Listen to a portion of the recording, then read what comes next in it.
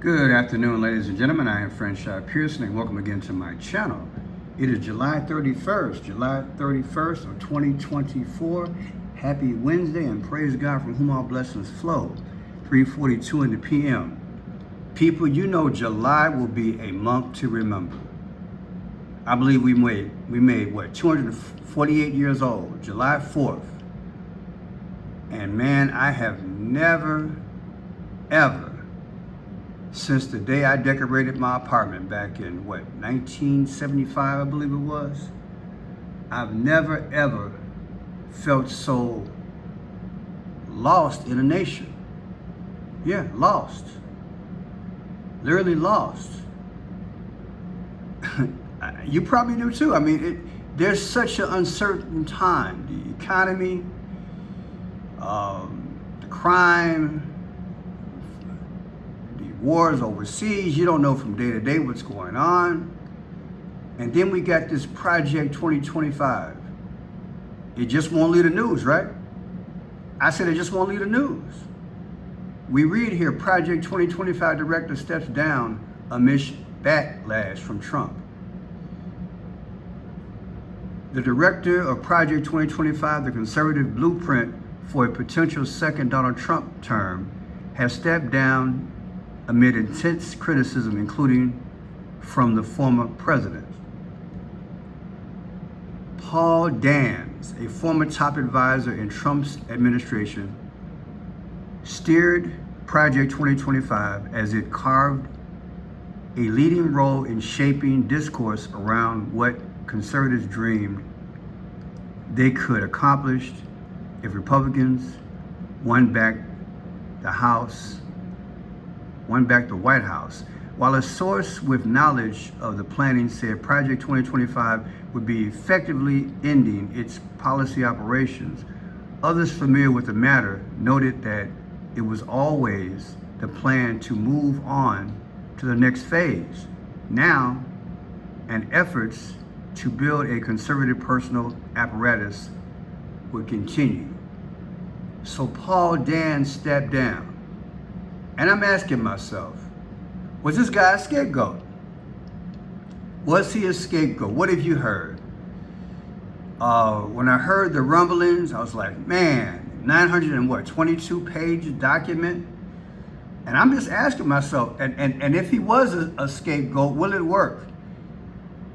Because for what, a week and a half now, the flames have been fanning, maybe like an inferno, getting hot up in here. And Trump says he didn't know anything about it, ain't got nothing to do with that. But people are looking at him side-eyed like, no, you gotta have something to do with it because you know a lot of those people. And hey, you know, they've got plans and you gotta know about it. What do you think, people? I tell you, okay, part of it is that it wants to dismantle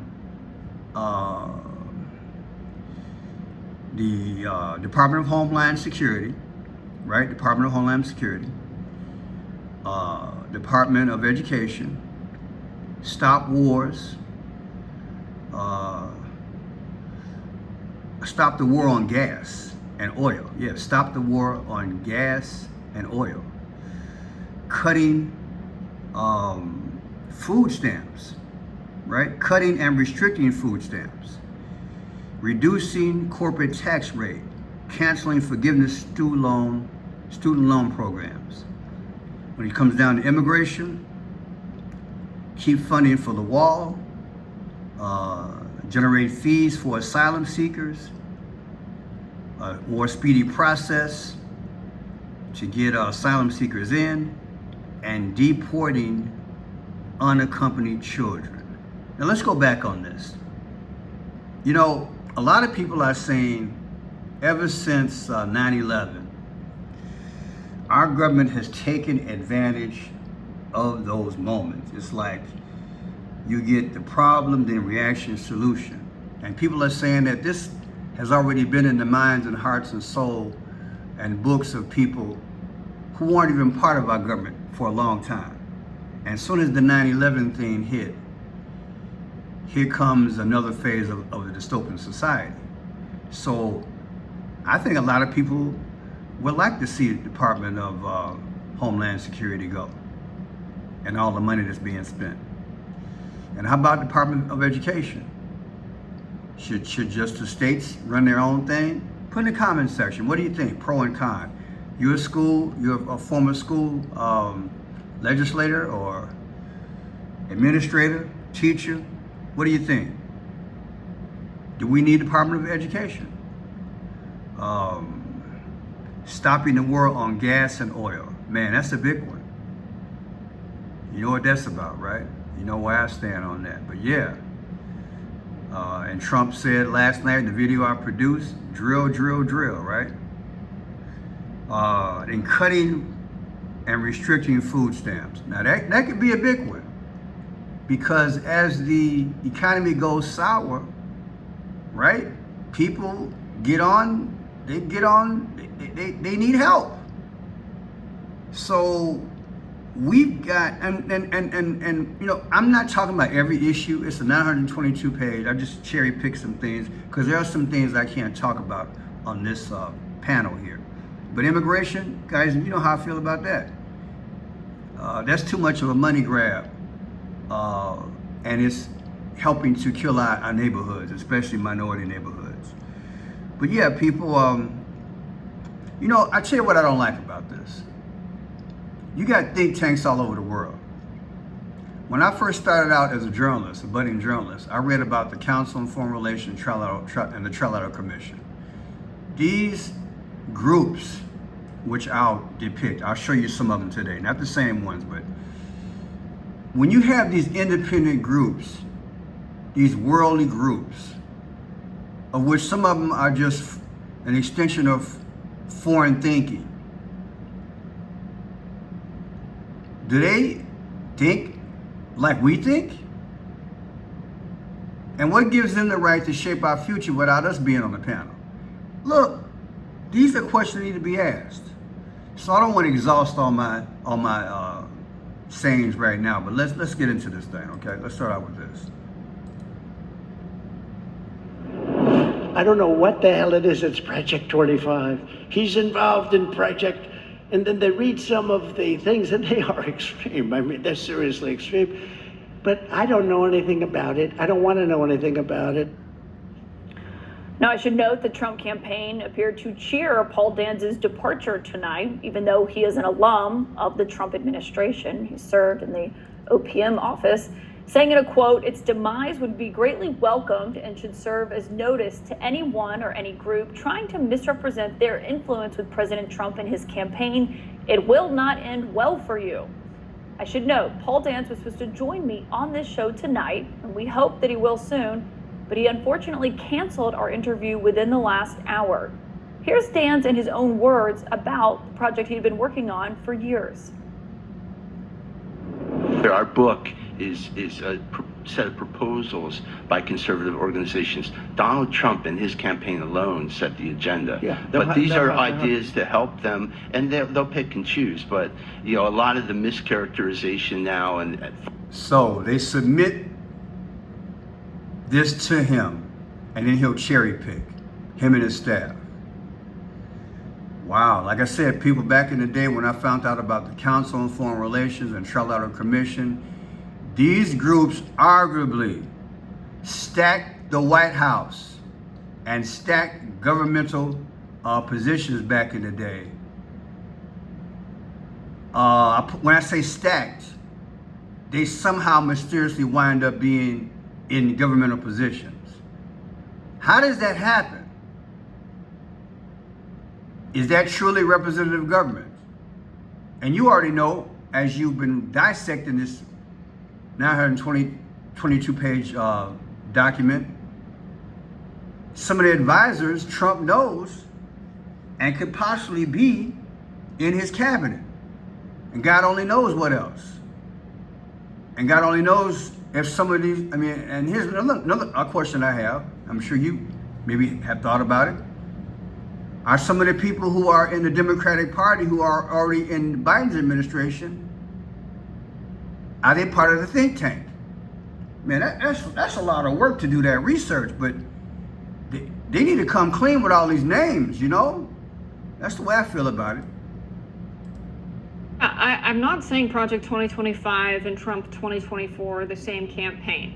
I will say that when you pick your cabinet members and your top staffers, you pick people because they have a political perspective that you appreciate, you find valuable, it aligns with you and your administration.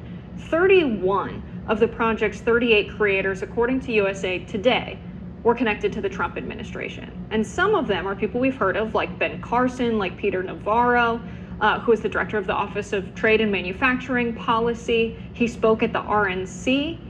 And after serving a 4-month sentence for defying a congressional subpoena, he was invited back. So, again, stacking the house. 31 out of 35, 36, she said? Come on, man. Come on. Should I play that again?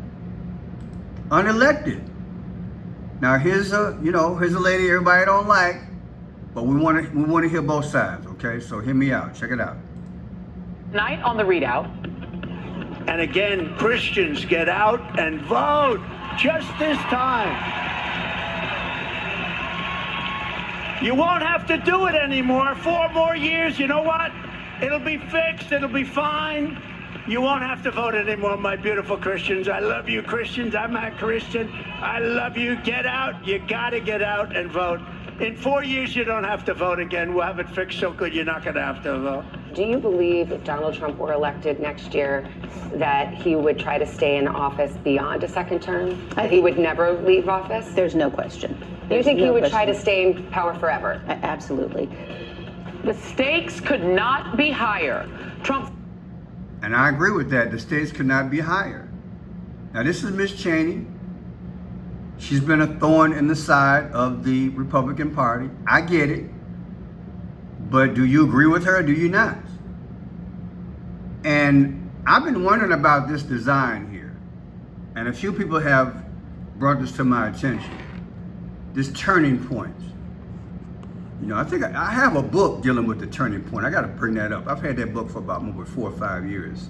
The third something, I forgot what it's called. Third dimension, third something. But it's this turning. Is this symbolic? See, because my thing is, I'm listening to him, and as I'm listening to him saying you don't have to vote again, is that the turning point? Is that something new? Is this speaking in accordance to what he's saying? That's what I'm asking myself. You know, we got to be careful, people. I've never heard a politician ever say, we'll fix it, never have to vote again. That should give you pause. And whether you like Dick Cheney's daughter or not, look, has this conversation that Trump just had at his rally, whatever that was, has this been talked about in length? As somebody put a microphone in his face recently and said, hey, brother, you know, thank God you recovered from your attempted assassination. But hey, what did you mean about you'll never have to vote again? People, we got, 90-something days left. And all this stuff is coming like in on a wave. People working full time. They can't keep up with all this.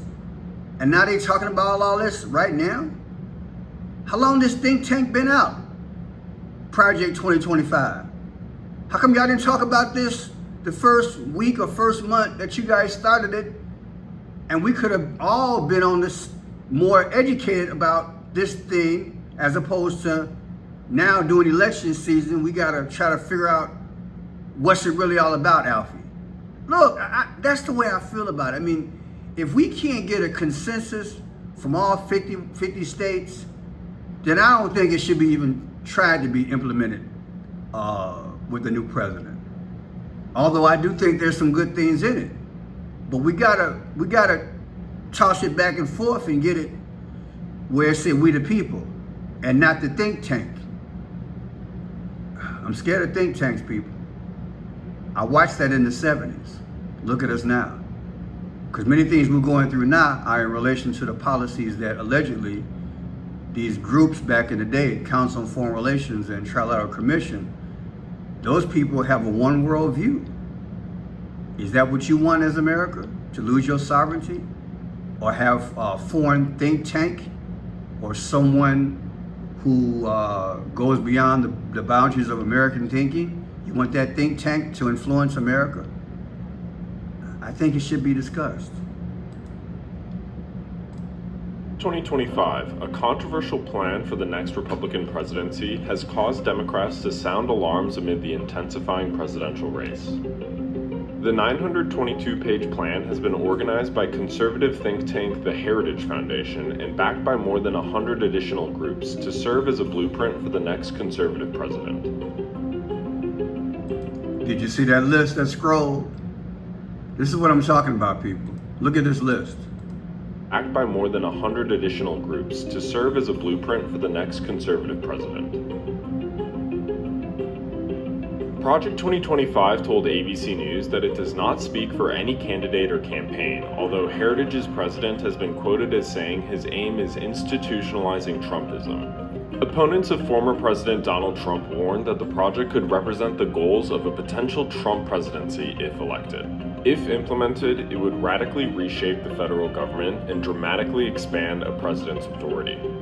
In its first section titled Taking the Reins of Government, the project reads, "The modern conservative president's task is to limit, control, and direct the executive branch on behalf of the American people." At the core of this goal is the work of the White House and the central personnel agencies. Article 2 of the Constitution vests all federal executive power in the president, made accountable to the citizenry through regular elections. Our founders wrote, "The executive power shall be vested in a president of the United States of America." People, I just don't know how to go forward on this thing. And unfortunately, I can't talk about every issue on here. But again, Department of Education, Department of Homeland Security, stop the war on oil and gas. I'm big on that one. Cutting and restricting food stamps. I'm like, no, let's review that. You can't justify that while you keep giving all the money, all the tax breaks, and you have all these monopolies. And that's one of the biggest problems in America, people. A lot of people don't know, back in the day, Congress stepped in when businesses got too big. In my humble opinion, Amazon, Walmart, these companies got too big. They aren't supposed to get that big. Mom and pops are supposed to have a fighting chance in terms of buying power, purchasing power, so they can be in business and compete. I've said time and time again, if Walmart buys a case, a pallet of water for, let's say, $300, then you got to buy it for $500 if you're a mom and pop. So now you got to sell your water at a higher price to make a profit, because guess what? Walmart or Target buy it in bulk. It's not the most sexy conversation. However, the American dream, the American enterprise system, the checks and balances, the old school way of economics, it's going down the tube because Congress did not do their job. So now we got these think tanks coming in because guess what? Things have ballooned so bad and gotten so far out of hand. Well, how do we know this thing wasn't a long-term plan and now we're here? That's all I'm saying, people. That's all I'm saying. So tell me what you think. Department of Education, Department of Homeland Security. Sometimes, you can put things in there and then it takes 3, 4, 5 years to see the result. And it's like, oh, I done spent $1 trillion on that and it didn't work. I think we need more time to go through this thing, at least for a knowledge basis. Tell me what you think. If you enjoyed the show, my name is Franchise Pearson. Put the word out there. Let me know what you think. Please subscribe, and God bless. Share the video.